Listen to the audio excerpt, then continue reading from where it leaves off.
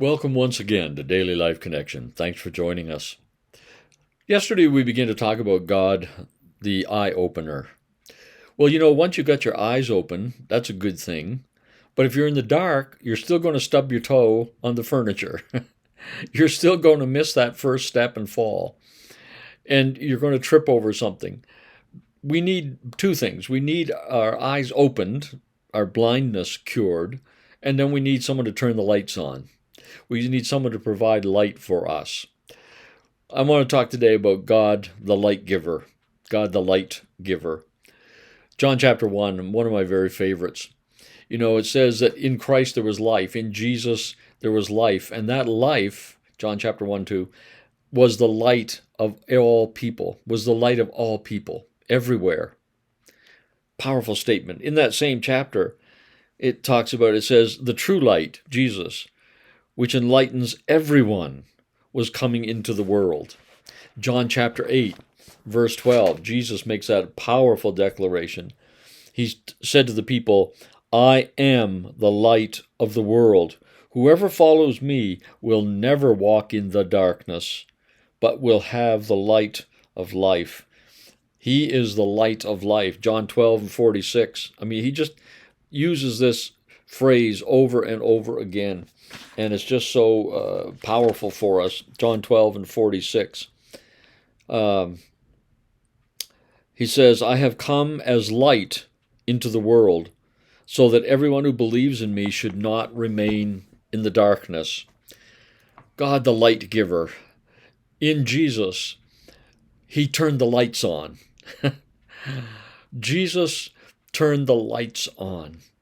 He healed people of their blindness and turned the lights on for them. What do I mean by that? Well, there's a lot to it, but I think part of what it means is finally we could see who God really is. He turned the lights on. It was like Jesus was saying, you know what? Humanity, you have lived in darkness. You've been trying to find out who God is. You've been trying to find out the path to get to God. But the whole time you've been stumbling around and falling off the path and giving up because you're blind and because the lights weren't on. Even when you could see, you still couldn't make progress. Jesus said, I'll come and I'll turn the lights on.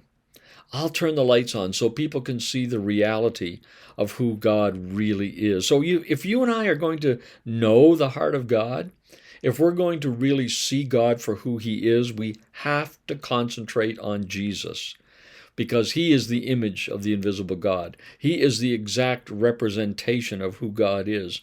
As I've said before, Jerry Cook always said, there is no other God. The God you see in Jesus is the God who is, because he is the light of the world.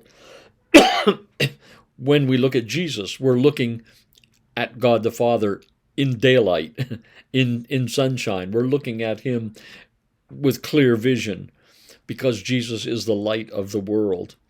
He turns that light on. Not only do we see God for who he really is, but I think we see reality. We see the reality of our world in the light of Jesus.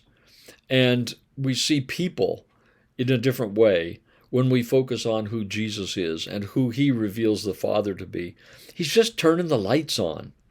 Isn't it wonderful, if especially if we're in a strange room, if you go visiting somewhere and you wake up in the night, you really need a light to get around without injuring yourself. Oh, that's good.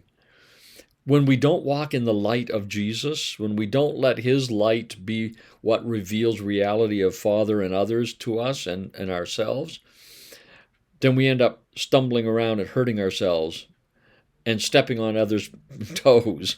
If you're in a room of people and the lights go out and you start wandering around, you're going to bump into people, knock people over, you're going to step on people's toes. And we so often do that when we don't walk in the light of Jesus.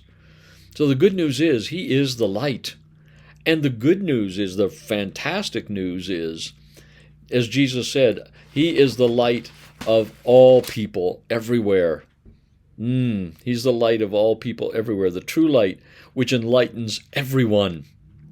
And Jesus said, I am the light of the world. If you follow me, you don't have to walk in the darkness anymore. He gives us the option.